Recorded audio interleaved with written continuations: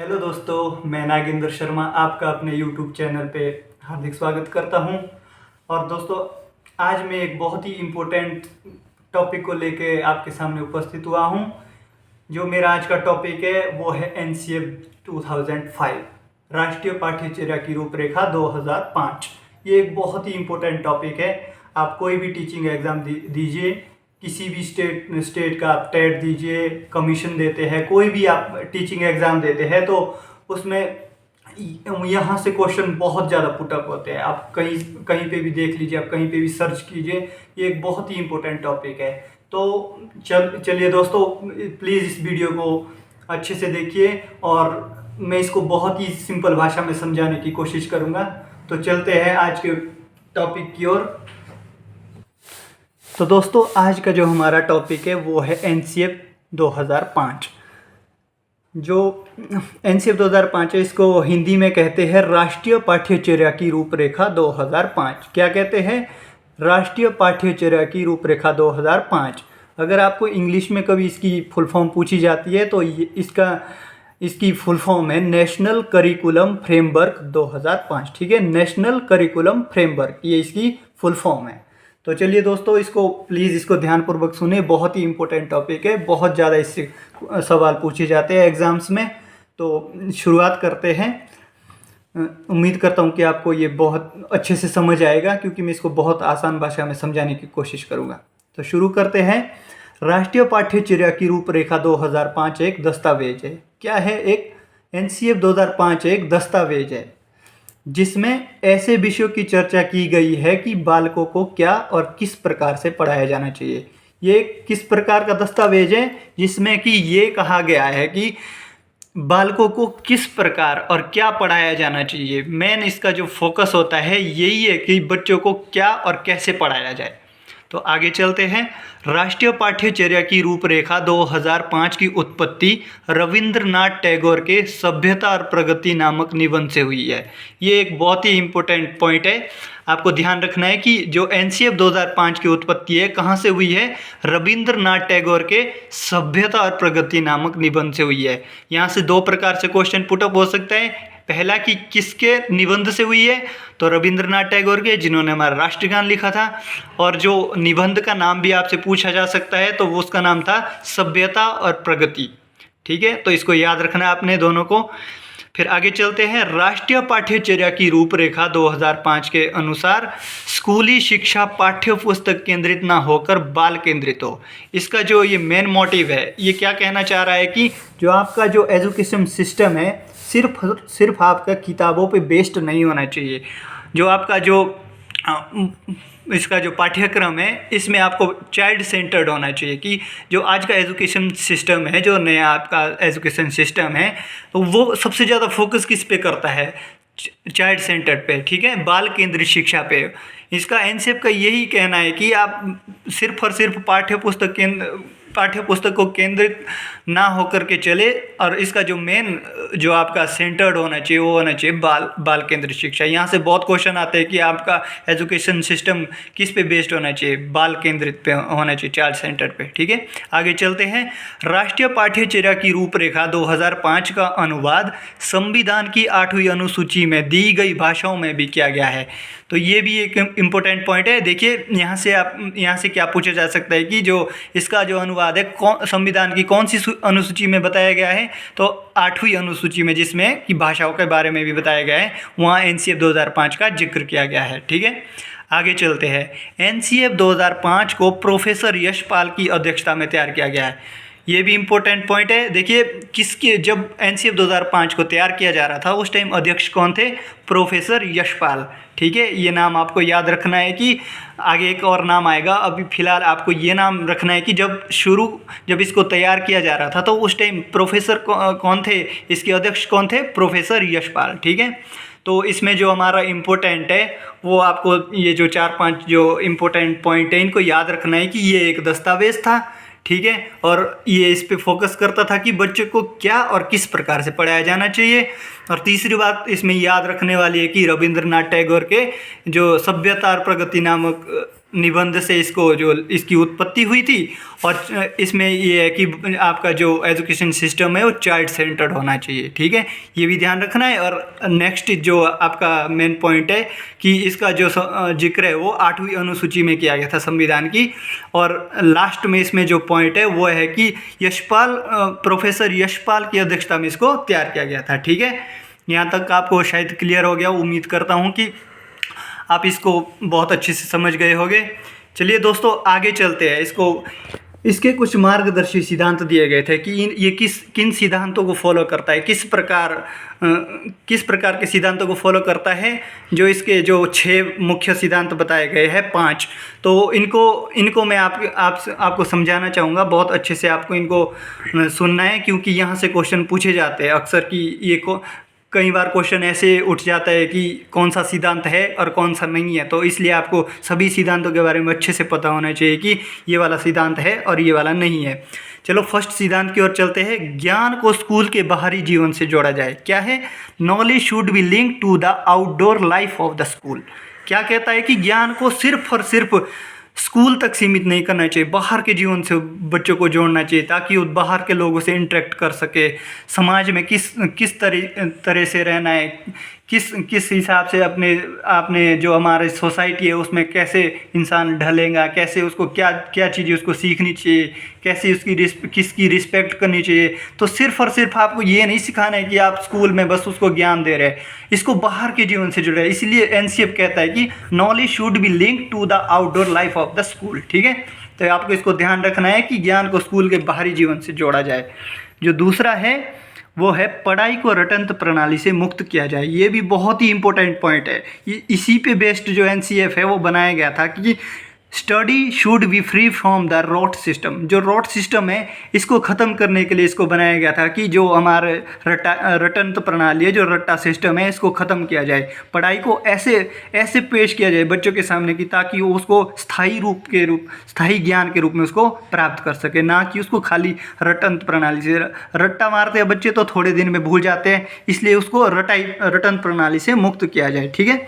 अब थर्ड है हमारा पाठ्यचर्या पाठ्य पुस्तक केंद्रित ना हो। अभी तक मैं बात कर रहा था ऊपर की सिर्फ और सिर्फ हमारी पाठ्य पुस्तक केंद्रित नहीं होनी चाहिए, बाल केंद्रित होनी चाहिए। Curriculum should not be text book centre, ठीक है। करिकुलम ये एक बहुत ही इंपॉर्टेंट शब्द है। करिकुलम यहाँ से भी बहुत क्वेश्चन उठते हैं। जो करिकुलम है इसके अंतर्गत सिर्फ और सिर्फ आपका जो पढ़ाई लिखाई नहीं आती है। करिकुलम के अंतर्गत आपका सब कुछ आता है। जो मान के चलिए कोई स्पोर्ट्स से रिलेटेड है, डांस, किसी को डांसिंग का शौक़ है, जो ऑल करिकुलर एक्टिविटीज़ है, जो भी आपकी एक्टिविटीज़ हैं वो सब कुछ करिकुलम के अंतर्गत आती है। तो ये कहना चाहते हैं एनसीएफ 2005 कहना चाहता है कि आपको सिर्फ पाठ्य पुस्तक केंद्रित ना हो करके करिकुलम आपका क्या होना चाहिए? चाइल्ड सेंटर्ड होना चाहिए। 3 हो गए। ज्ञान को स्कूल के बाहरी जीवन से जोड़ा जाए, रटन प्रणाली से मुक्त किया जाए और पाठ्य पुस्तक केंद्रित ना हो। अब चौथा चलते हैं दोस्तों।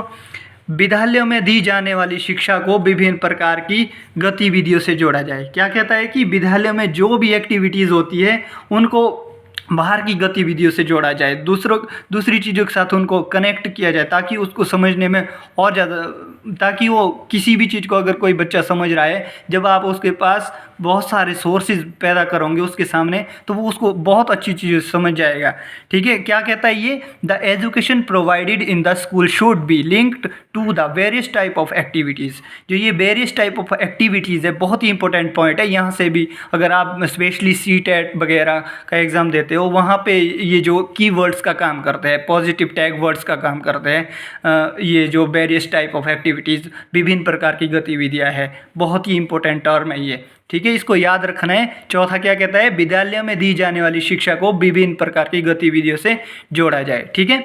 और अब लास्ट है हमारा जो राष्ट्रीय मूल्यों के प्रति आस्थावान विद्यार्थी तैयार किए जाए। क्या कहता है कि ऐसे विद्यार्थी, हमको ऐसी शिक्षा देनी है ताकि हमारे जो विद्यार्थी है वो कल के लिए कुछ, हमारे राष्ट्र के लिए कुछ अच्छा करे, ठीक है। Valuable student should be prepared for the national values. ऐसे विद्यार्थी तैयार करने हैं कि जो हमारे राष्ट्र के हित के लिए, जैसे महात्मा गांधी थे, सरदार पटेल थे, बड़ी बड़ी शख्सियत थी, उस प्रकार के, ना कि हमको रट्टू मास्टर तैयार करने। हमको ऐसे विद्यार्थी तैयार करने हैं जो हमारे राष्ट्र के लिए आगे कुछ कर सके। चलिए दोस्तों आगे चलते हैं। एनसीएफ 2005 का निर्माण एनसीईआरटी द्वारा किया गया था। किसके द्वारा किया गया था, ये भी याद रखने लायक पॉइंट है। NCERT, national council of education research and training. कभी कभार आपसे एनसीईआरटी की फुल फॉर्म पूछी जाती है, तो क्या है, national council of education research and training. तो इसका निर्माण एनसीईआरटी द्वारा किया गया था एवं इसको पूर्ण करने का कार्य निर्देशक प्रोफेसर कृष्ण कुमार के नेतृत्व में किया गया था। तो याद रखना, जब शुरू किया गया था तो प्रोफेसर यशपाल थे और जो इसको पूर्ण करने का कार्य निर्देशक प्रोफेसर कृष्ण कुमार के नेतृत्व में किया गया था। ठीक है, ये भी याद रखना है। इसका जो मेन एम है, प्रमुख लक्ष्य है आत्मज्ञान। आत्मज्ञान का मतलब है कि विद्यार्थी खुद कैसे वो खुद चीज़ों को समझने की कोशिश करेगा, अपने अंदर के जो अपने अंदर उसका टैलेंट है उसको पहचानने की कोशिश करेगा।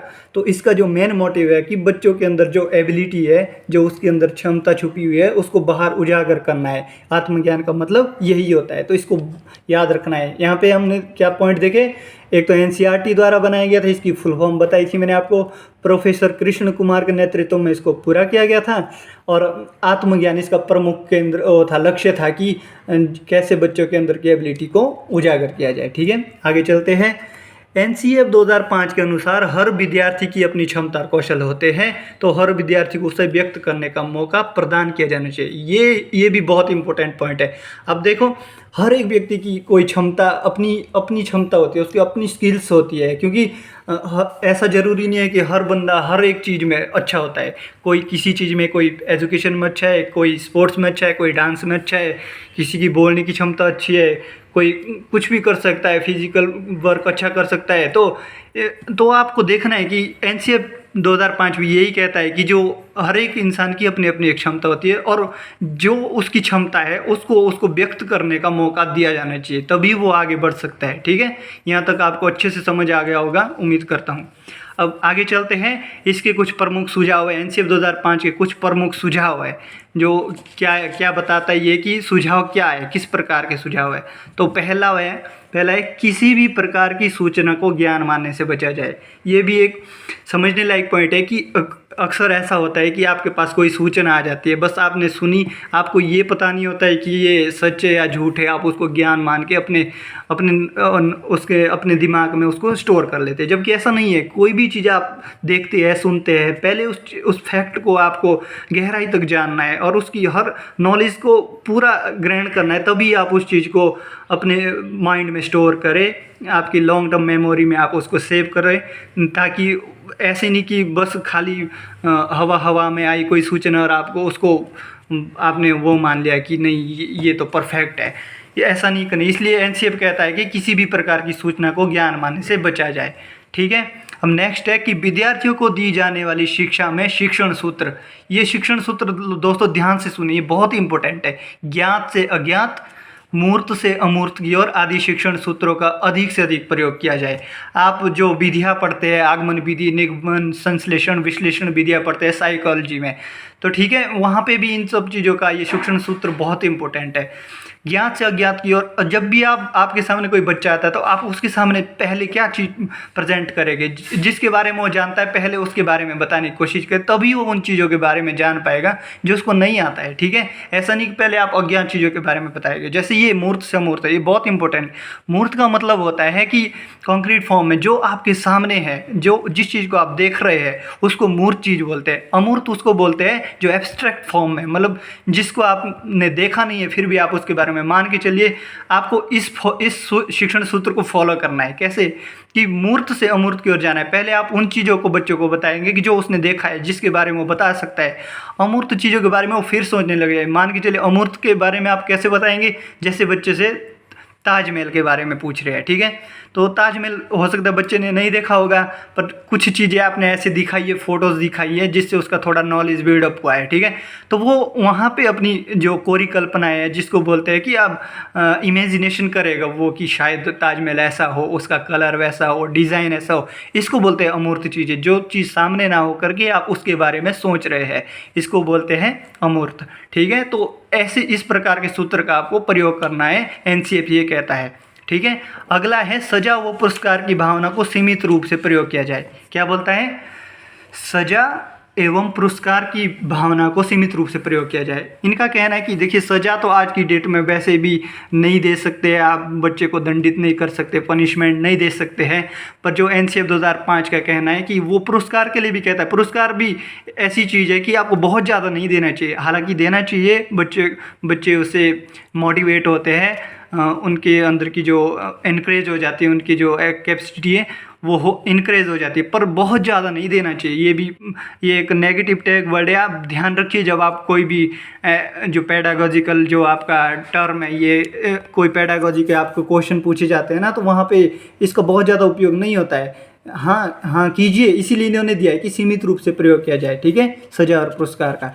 नेक्स्ट है सह शैक्षिक गतिविधियों में बच्चों के अभिभावकों को भी जोड़ा जाए। ये है वो को करिकुलर एक्टिविटीज़, ठीक है। जब भी जैसे स्कूल में कोई ऑर्गेनाइजेशन वगैरह होता है, स्कूल में बहुत सारे फंक्शंस होते हैं, तो वहाँ पे ऐसा नहीं है कि तो ये इनका कहना है, एनसीएफ 2005 का कहना है कि बच्चों के जो अभिभावक हैं उनको भी जो उन चीज़ों में जोड़ा जाए, ताकि वो देख सके कि नहीं उनका बच्चा किस पोजीशन पे है, क्या वो समझ रहा है, चीज़ों को समझ रहा है, उसकी नॉलेज बढ़ रही है नहीं बढ़ रही है, किस पोजीशन पे है, ठीक है। तो इनका कहना है कि एनसीएफ 2005 ये मानता है कि कोई भी को करिकुलर एक्टिविटीज़ होती है, सह शैक्षिक गतिविधियाँ होती हैं स्कूल में, तो उसमें उनके अभिभावकों को भी इन्वॉल्व करना चाहिए, ठीक है। तो ध्यानपूर्वक सुनिए। नेक्स्ट है एनसीएफ 2005 बिना बोझ के शिक्षा पर जोर देता है। किस पे देता है? ये इसकी जो थीम है, मेन पॉइंट इसका है कि लर्निंग विदाउट बर्डन, ठीक है, कि बच्चों पे बोझ नहीं बढ़ना चाहिए, ठीक है। ये बहुत ही इंपॉर्टेंट पॉइंट है। आगे चलते हैं। एनसीएफ 2005 के अनुसार बच्चों का शिक्षण कार्य मातृभाषा में दिया जाना चाहिए, मदर टंग में। जो बच्चे की जब बच्चा पैदा होता है तो उसकी मदर टंग होती है, जैसे लोकल लैंग्वेज हो गई, तो जो जिस चीज़ को समझता है बच्चा पहले मदर टंग को ही समझता है, तो एनसीएफ इस चीज़ पे भी फोकस करता है कि बच्चों को मदर टंग से उसका शिक्षण कार्य शुरू किया जाना चाहिए। हालांकि बाद में वो सेकेंड लैंग्वेज, थर्ड लैंग्वेज जो भी सीख सकता है सीखे, पर मातृभाषा को भी इसने बढ़ावा दिया है, ठीक है, याद रखना इसको। विशाल पाठ्यक्रम और मोटी किताबें शिक्षा प्रणाली की असफलता। ये आपको पता है कि बहुत ज़्यादा जो सिलेबस होता है तो आप स्ट्रेस में चले जाते हैं, बच्चे मोटी किताबें देख के पहले ही डर जाते हैं, तो ये एक असफलता का प्रतीक है, ऐसा नहीं होना चाहिए।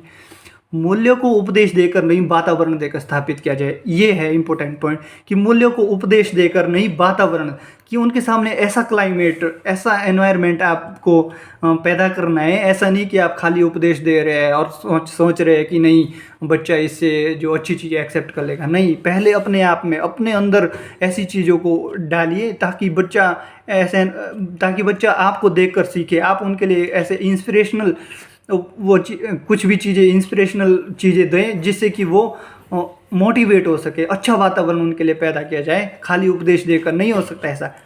बच्चों को स्कूल से बाहर जीवन से तनाव मुक्त वातावरण प्रदान किया जाना चाहिए। ये आपको अभी तक भी मैंने बताया था कि बच्चों को स्कूल के बाहर से वातावरण से, कभी उनको शैक्षिक भ्रमण पे ले गए, कभी उनका कोई कहीं का टूर अरेंज कर दिया, मतलब इस प्रकार से फिर वो बच्चा क्या है कि तनाव मुक्त, मेंटली आप स्ट्रेस से बाहर रहेगा और उसका जो दिमाग है अच्छे से काम करने लगेगा। पुस्तकालय में बच्चों को स्वयं पुस्तक चुनने का अवसर दे, ठीक है। ये अगला पॉइंट है कि पुस्तकालय में बच्चों को स्वयं पुस्तक चुनने का अवसर दे। जो आपकी लाइब्रेरीज होती है उसमें बच्चों को खुद से जो पुस्तकें जिसमें उसको इंटरेस्ट है, रुचि है, वो पुस्तक उसको चुनने का अवसर दे। ना कि ऐसा ना करे कि जो बच्चा पढ़ना चाहता है आप उस पर पाबंदी लगा दे कि नहीं ये बुक से आप नहीं ले सकते हैं। ऐसा नहीं है। आपको उनको अवसर देने चाहिए। वो जो पढ़ना चाहता है जिसमें उसकी रुचि है उसको करने दे, ठीक है। तो नेक्स्ट है सांस्कृतिक कार्यक्रमों में मनोरंजन के स्थान पर सौंदर्य बोध को बढ़ावा दे। अभी तक भी मैं बात कर रहा था कि जो आपके स्कूल में जो कल्चरल प्रोग्राम होते हैं, सांस्कृतिक कार्यक्रम होते हैं, उनको खाली आप मनोरंजन के रूप में प्रस्तुत ना करें, उसमें सौंदर्य बोध को देखें कि आप कोई ऐसा सोशल मैसेज भेजे जिससे कि लोगों पर अच्छा असर पड़ सके उस चीज़ का, और कोई अच्छा मैसेज जाए। खाली आप मनोरंजन के लिए ना करें इस चीज़ को। शिक्षकों को अकादमिक संसाधनों, नवाचार आदि समय पर पहुंचाया जाए, कि जो टीचर के लिए पढ़ाने के लिए जो टीएलएम वगैरह जो मटेरियल्स है उस चीज़ को स्कूलों में पहुंचाया जाए। नहीं तो कि आप खाली शिक्षक पर ये नहीं थोप सकते कि आप अब शिक्षक पढ़ा नहीं रहा है। तो एनसीएफ ये भी कहता है कि शिक्षकों को जो अकादमिक संसाधन है वो टाइम से पहुंचाया जाए। तो इसका देखा आपने जो प्रमुख सुझाव है, इसमें आपने क्या क्या इंपॉर्टेंट देखा कि शिक्षण सूत्र को आपने इम्पोर्टेंट देखा, मूर्त से अमूर्त है, ज्ञात से अज्ञात है, शैक्षिक गतिविधियों में अभिभावक को जोड़ना है, मातृभाषा पे जो आपका फोकस होना चाहिए, और जो है ऐसे ऐसे सौंदर्य बोध पे आपको ध्यान देना चाहिए, और खाली उपदेश देकर आप वातावरण स्थापित ना करें, उनको जो वातावरण अच्छा प्रोवाइड कराए। ठीक है, तो इन सब चीज़ों को देखा आपने, बहुत बहुत इंपॉर्टेंट जो पॉइंट्स हैं इनको मैंने हाईलाइट किया है, इसीलिए किया है क्योंकि यहाँ से क्वेश्चन पुट अप होते हैं। ठीक है दोस्तों, तो इसको ये उम्मीद करता हूँ कि आपको ये प्रमुख सुझाव समझ आ गए होंगे। तो आगे चलते हैं नेक्स्ट पेज पे। तो लास्ट में दोस्तों इससे संबंधित कुछ महत्वपूर्ण प्रश्न है जो बहुत बार पूछे गए। आप कहीं पे भी सर्च कीजिए, कहीं पे भी आप कोई भी क्वेश्चन पेपर उठा के देख लीजिए। ये जो मैं सिर्फ 4-5 क्वेश्चन आपके सामने डिस्कस करूँगा बहुत ही इंपॉर्टेंट है। तो पहला है कि एनसीएफ 2005 में किसकी समझ प्राप्त होती है? किसकी होती है? रचनावाद, कंस्ट्रक्टिविज्म। ठीक है, कंस्ट्रक्टिविज्म का मतलब है कि रचनावाद, कंस्ट्रक्ट का मतलब होता है कोई नई चीज़ बनाना, मतलब कोई नया क्रिएट करना, कोई बच्चों को आप ऐसे तैयार करें कि कुछ वो नई चीज़ों की उत्पत्ति कर सके, आविष्कार कर सके। इसका मतलब है कंस्ट्रक्टिविज्म, मतलब कि रचनावाद। ठीक है, तो ये क्वेश्चन पूछा जाता है कि किससे प्राप्त हुई है एनसीएफ 2005 की समझ, किससे प्राप्त होती है? रचनावाद से। और नेक्स्ट क्वेश्चन है बहुत ही इंपॉर्टेंट, ये तो बहुत ज़्यादा पूछा जाता है। आप सीटेट के कोई भी क्वेश्चन पेपर उठा के देख लीजिए, ये क्वेश्चन पूछा ही जाता है। एनसीएफ 2005 के अनुसार एक शिक्षक की भूमिका कैसी होनी चाहिए? सुविधादाता की, फैसिलिटेटर की। आपको ये भी आदत डालनी है कि आप साथ साथ इंग्लिश में भी देखते रहे। कई बार ऐसा होता है कि हिंदी प्रोनाउंसिएशन से आपका पता नहीं चल पाता है, तो दोनों चीज़ों को देखिए, सुविधादाता, फैसिलिटेटर। क्या होना चाहिए कि जो शिक्षक की, एनसीएफ 2005 क्या कहता है कि शिक्षक की भूमिका किस प्रकार की होनी चाहिए, कि क्लास में, स्कूल में कैसी होनी चाहिए? एज अ फैसिलिटेटर होना चाहिए, सुविधादाता होना चाहिए। ठीक है, और तीसरा क्वेश्चन है एनसीएफ की फुल फॉर्म आपसे पूछी जा सकती है। इसकी क्या होती है? National curriculum framework. ठीक है, याद रखना है, नेशनल करिकुलम फ्रेमवर्क। चौथा क्वेश्चन है एनसीएफ 2005 के अनुसार अंग्रेजी सीखने का उद्देश्य क्या है? एनसीएफ 2005 कहता है कि जो अंग्रेजी है, ये अंग्रेजी पे भी देखो, वो क्या बोलते हैं, आपकी मातृभाषा है, उस पर तो फोकस करता ही करता है। इनका कहना है कि अंग्रेजी भी बहुत ज़रूरी है, इसलिए इंग्लिश को, आपको पता है कि आज की डेट में इंग्लिश बहुत ज़्यादा ज़रूरी है। ठीक है, तो इसलिए जो अंग्रेजी सीखने का उद्देश्य है, इसलिए बताया गया है कि बहुभाषावाद, मल्टीलिंगुअलिज्म। आप एक से ज़्यादा भाषाओं के बारे में जानेंगे तो आपकी नॉलेज, ऑब्वियसली आपकी नॉलेज बहुत ज़्यादा बढ़ जाएगी। इसीलिए ये कहते हैं कि अंग्रेजी का सीखने का उद्देश्य क्या है? सिर्फ और सिर्फ बहुभाषावाद, ताकि आप उसको बहुत सारी भाषाएं को सीख सके। ठीक है, और एनसीएफ 2005 बल देता है, किस पे देता है? Learning by doing. ठीक है, करके सीखने पर। ये इसकी थीम है। बहुत ही, मैंने पहले भी बताया था कि एनसीएफ 2005 इसी चीज़ पे बल देता है कि लर्निंग बाय डूइंग। कोई काम आप कर रहे हो, सिर्फ आप देख रहे हो तो उतना नहीं समझोगे। अगर आप करके, जो प्रैक्टिकली अगर आप उस चीज़ को करते हो, तो आप क्या बोलते हैं, उसको बहुत अच्छे से समझ सकते हो। तो इसका जो मेन फोकस है वो यही है, लर्निंग बाय डूइंग। ठीक है, तो अंत में दोस्तों यही कहना चाहूँगा कि आपको शायद मैंने सिंपल से सिंपल लैंग्वेज में समझाने की कोशिश की है। यही उम्मीद है कि आपको शायद समझ आ गया होगा। प्लीज़ वीडियो को लाइक करें और वीडियो को शेयर करें, चैनल को सब्सक्राइब करें। और आगे जो अगला मेरा नेक्स्ट टॉपिक होगा वो होगा RTE 2009। ठीक है दोस्तों, थैंक यू।